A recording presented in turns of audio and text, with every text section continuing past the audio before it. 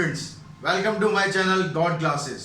तो आज के इस लेक्चर में हम कंटिन्यू करेंगे कैलेंडर पार्ट थर्ड। तो पिछले पार्ट में मैंने आपको कैलेंडर के कुछ क्वेश्चंस कराए थे। आई होप आपको वो क्वेश्चन इजीली समझ आ गए होंगे।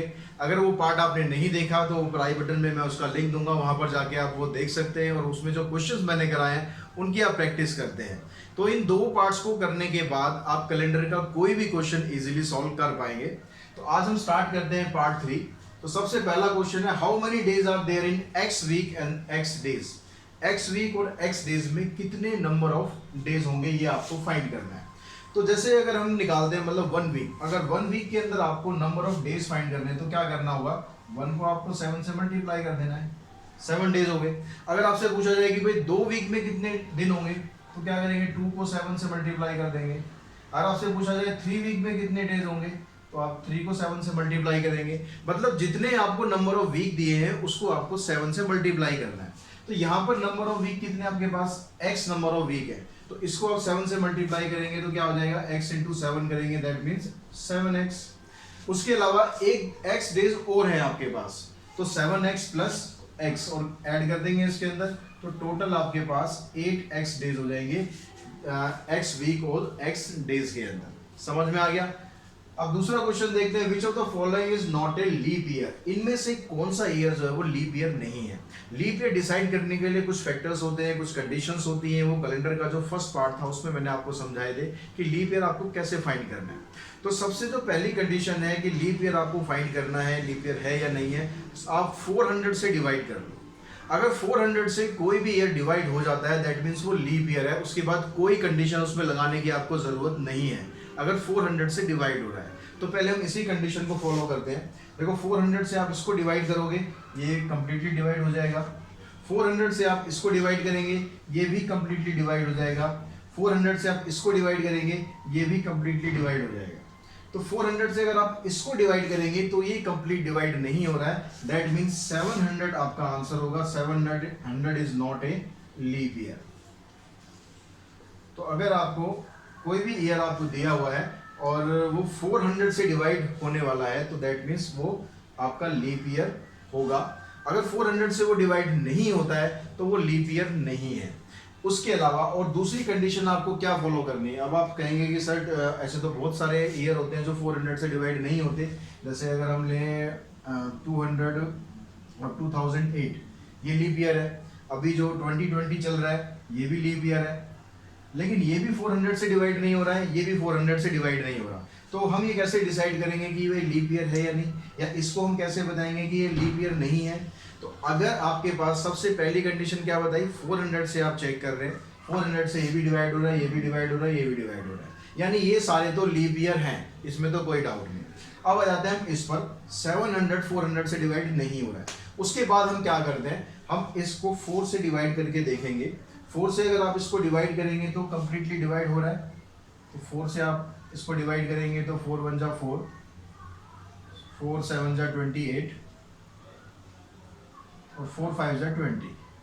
अगर कोई ईयर 4 से कंप्लीटली डिवाइड हो रहा है तो फिर उसके बाद आपको चेक करना है उसको 100 से। 100 से डिवाइड करके देखेंगे, 100 से भी डिवाइड हो रहा है, 700 100 से भी डिवाइड हो रहा है, तो 100 से 7 भी डिवाइड हो जाएगा। अगर कोई भी ईयर 100 से डिवाइड हो जाए दैट मीन्स वो लीप ईयर नहीं है। इसके बेसिक समझने के लिए आपको कैलेंडर का फर्स्ट पार्ट जरूर देखना चाहिए, उससे आपको पता लगेगा कि लीप ईयर आपको कैसे फाइंड करना है। ठीक है, तो बच्चों देखो नेक्स्ट क्वेश्चन है आपके पास, the calendar for the 2007 will be the same for which year. यानी ऐसा कौन सा साल आएगा 2007 के बाद जिसका कैलेंडर जो होगा वो 2007 के सेम ही होगा। जैसा 2007 का कैलेंडर है सेम वही कैलेंडर से आने वाले आगे कौन से साल का होगा। तो उसके लिए हम क्या करते हैं, देखो 2007 का कैलेंडर है, यहाँ से हम स्टार्ट करते हैं। 2007 क्योंकि नॉन लीप ईयर है तो इसके अंदर जो ऑड डे आएगा आपका 1 हो गया। फिर 2008 की बात करते हैं, ये नॉन लीप ईयर है तो इसमें 2 ऑड डेज आ गए। फिर 2009 1, फिर 2010 ये भी नॉन लीप ईयर है, 2011 ये भी नॉन लीप ईयर है, फिर 2012, फिर यहाँ पर आपके पास ये लीप ईयर है तो 2 डेज हो गए। तो यहाँ पर आपको क्या करना है, आपको जो नंबर ऑफ ऑड डेज है वो आपको तब तक लिखने हैं जब तक वहाँ पर ऑड डेज आपके 0 ना हो जाए। ठीक है, उनको हम ऐड करेंगे। तो जैसे हमने अगर 2 साल लेते हैं हम, तो यहाँ पर 3 ऑड डेज आ रहे हैं। अगला ऐड करते हैं, देखो 4 ऑड डेज हो गए, इन दोनों को ऐड करेंगे, 3 ऑड डेज हो गए, फिर यहाँ पर +4 हो गया, 5 ऑड डेज हो गए, 6 ऑड डेज हो गए। अब यहाँ पर क्योंकि 2 ऑड डेज आ गए तो 7 नहीं हुआ, अगर 7 हो जाता तो यहाँ पर ऑड डेज आपके जीरो बन जाते, क्योंकि 7 डे का मतलब है कि उसके अंदर पूरा वीक कंप्लीट हो गया, ऑड डे उसका एक भी नहीं आएगा। लेकिन यहाँ पर आप देख रहे हो कि 8 आ गए, यानी आपको इसको आगे और प्रोसीड करना है। तो 2013 पे हम चलेंगे, यहाँ पर एक ऑड डे हो गया, 9 डेज हो गए। फिर 2014 इसमें फिर आगे एक ऑड डे और आ गया, तो एक ऑड डे और आ गया, तो कितने हो गए, 10 हो गए।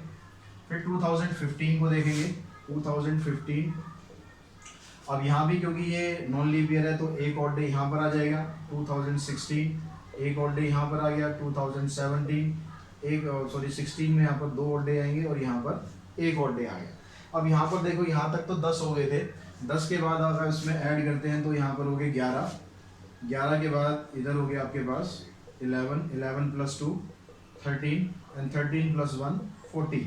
तो यहाँ तक आपके पास 14 ऑड डेज आ गए। कहाँ तक, 2017 जब खत्म हुआ तो उसमें नंबर ऑफ ऑड डे आपके कितने आ रहे हैं, 14।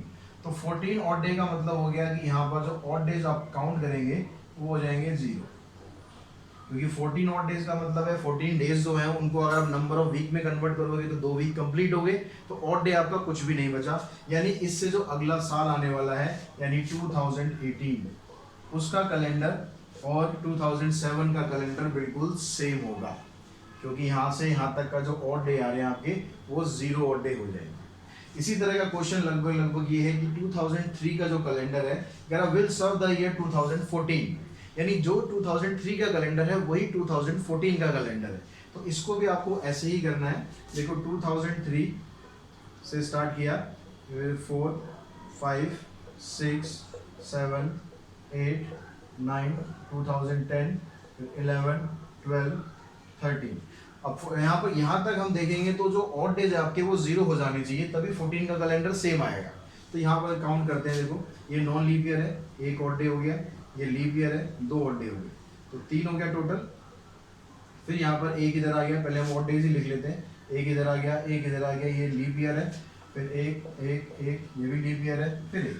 अब यहाँ तक देखो कि जो ऑड डेज है आपके वो 0 हो रहे नहीं हो रहे, तो यहाँ पर देखो 2 + 1, ये 3 तो यहाँ तक हो गया था, 3 + 1 ये 4 हो गया, 4 + 1 5 6 8 9 10 11 11 और 2 13 13 + 1 14। तो यहाँ पर जाने के बाद ऑड डेज आपके कंप्लीट हो जाएंगे। 14 डेज का मतलब है नंबर ऑफ वीक, फिर से वही 2 नंबर ऑफ वीक हो गए, 2 नंबर ऑफ वीक का मतलब है जो ऑड डेज है वो आपके कितने बन गए, 0 बन गए। यानी जो इससे अगला ईयर आने वाला है 2013 से अगला जो ईयर आने वाला है कौन सा है, 2014, उसका कैलेंडर और 2003 का कैलेंडर, दोनों कैलेंडर आपके सेम आए। समझ में आ गया होगा। इस तरह के जो क्वेश्चंस हैं वो आपको इसी तरह से फाइंड कर लेने हैं नंबर ऑफ ऑड डेज के हेल्प से। तो नेक्स्ट क्वेश्चन है हमारा, the first day of an ordinary year is Friday, then what was the last day of the year. यानी एक ऑर्डिनरी ईयर है, नॉन लीप ईयर है, उसका पहला जो दिन है वो फ्राइडे है, तो आपको उसका लास्ट डे बताना है कि उसका लास्ट डे कौन सा होगा।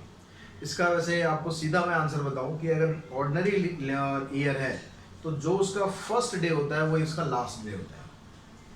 ठीक है, जैसे यहाँ पर फर्स्ट डे क्या कर रहा है, फ्राइडे है, तो लास्ट डे भी उसका फ्राइडे ही होगा।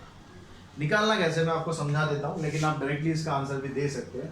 अब देखो, अगर हम ये कहते हैं कि जो फर्स्ट डे यानी 1 जनवरी, कोई सा भी ईयर ले लेते हैं हम, मान लो सपोज हम 2020 ले लेते हैं, ठीक है, मेरे को नहीं पता भी 2020 में 1 जनवरी फ्राइडे है या नहीं है, कोई सा भी मान लिया हमने कि भाई ये फ्राइडे है, तो 2020 तो नहीं ले सकते, वो तो लीप ईयर हो जाएगा, 19 ले लेते हैं। तो 19 जो है वो सबसे पहला दिन उसका फ्राइडे है। अब क्योंकि नॉन लीप ईयर है, नॉन लीप ईयर के अंदर नंबर ऑफ ऑड डेज कितने हो जाएंगे, नंबर ऑफ ऑड डेज इसके अंदर हो गए 1, क्योंकि नॉन लीप ईयर है। इसका मतलब क्या हुआ, जो 1 जन 2020 होगा वो कौन सा डे होगा, क्योंकि नंबर ऑफ ऑड डे 1 है, तो फ्राइडे से आगे एक दिन हम बढ़ जाएंगे, एक दिन आगे बढ़ के मतलब सैटरडे हो गया। इसका मतलब क्या हुआ, अगर 1 जनवरी 2020 सैटरडे है तो इसका मतलब हो गया कि जो 31 दिसंबर 2019 है वो क्या आ जाएगी, सैटरडे से पहले क्या आएगा? फ्राइडे। तो यानी जो पहला दिन है, अगर ऑर्डिनरी ईयर है, उसका पहला दिन अगर फ्राइडे है तो उसका लास्ट दिन भी फ्राइडे ही होगा।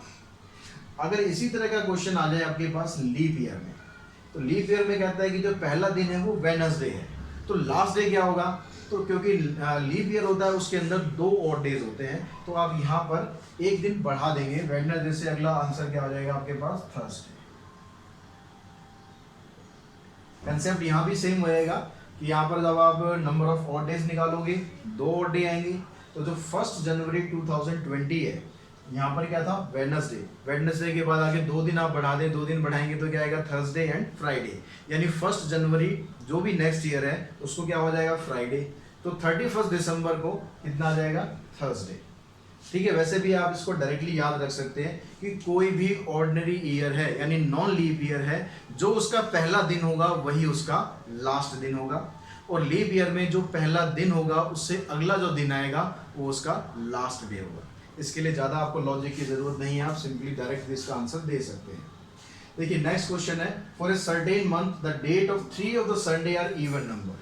किसी एक पर्टिकुलर मंथ के अंदर जो संडे आ रहे हैं उसमें 3 संडे ऐसे जो इवन डेट पर आ रहे हैं। What was the day of the week on 15th of that month. तो उस मंथ के अंदर जो 15th तारीख है, 15 तारीख है, उस पर कौन सा दिन पड़ेगा।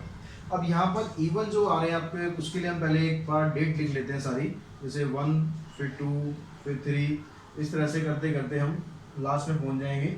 मान लो लास्ट आपके पास 31 डेज तक हो सकते हैं मैक्सिमम, तो वो हमने 31 डेज ले लिया। अगर हम यहाँ से कहते हैं कि संडे जो है वो इवन डेट पर आ रहा है, तो सबसे पहले मैं यही कंडीशन फॉलो करता हूँ कि जो पहला संडे है मेरा वो 2 तारीख को आ रहा है, ये भी इवन है। अच्छा, अगर पहला संडे हमारा 2 तारीख को आ गया तो अगला संडे कब आएगा? अगला संडे आएगा हमारा 9 तारीख को, 9 के बाद फिर 16 को, और 16 के बाद फिर 23 को, 23 को नेक्स्ट संडे आ गया, 23 के बाद 30 को आ जाएगा, 30 को आ गया नेक्स्ट संडे।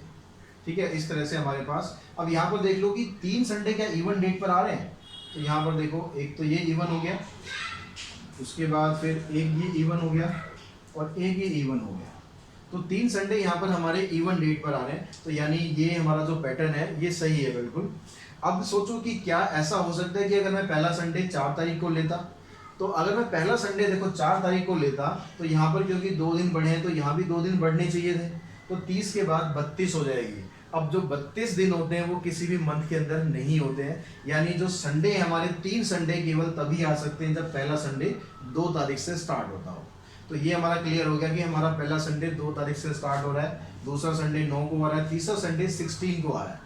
तो हमसे पूछा गया है जो 15 तारीख है उसमें कौन सा दिन आएगा। तो 16 तारीख को अगर संडे है तो 15 को क्या आ जाएगा? 15 को आ जाएगा सैटरडे। तो इस तरह से आप ये क्वेश्चन भी सॉल्व कर सकते हैं।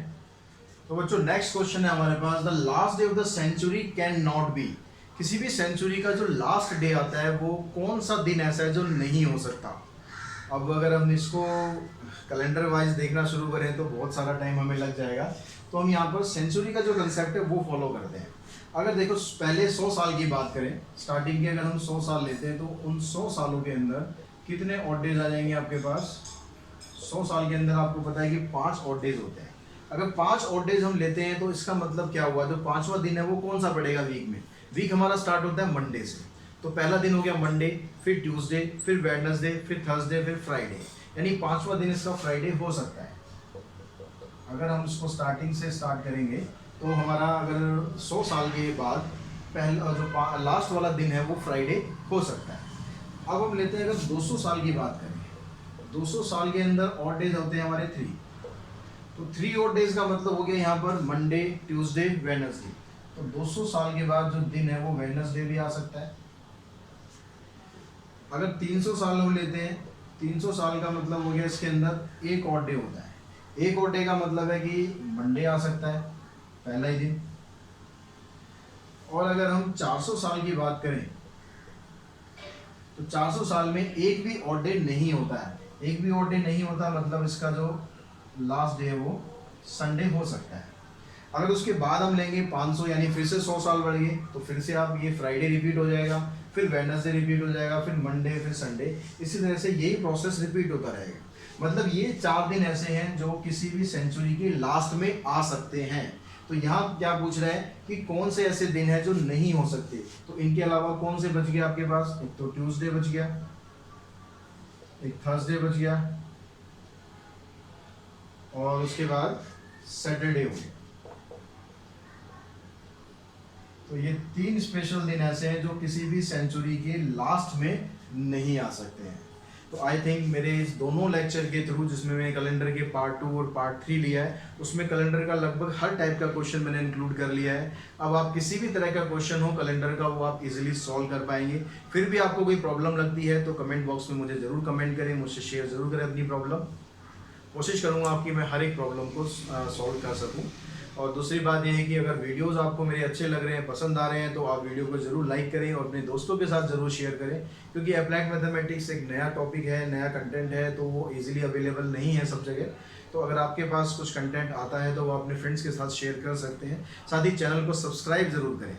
आपका एक सब्सक्रिप्शन हमारे लिए बहुत मनोबल बढ़ाता है हमारा, बहुत क्योंकि एक एक वीडियो बनाने में बहुत मेहनत लगती है, और आप जब आप सब्सक्राइब करते हैं तो हमें लगता है कि हमारी कुछ मेहनत वसूल हो रही है। और साथ ही बेल आइकन को प्रेस करके रखें ताकि हमारी आने वाली वीडियोस भी वो आपके पास तुरंत पहुंच सकें। तो आज के इस वीडियो में इतना ही। Thanks to all.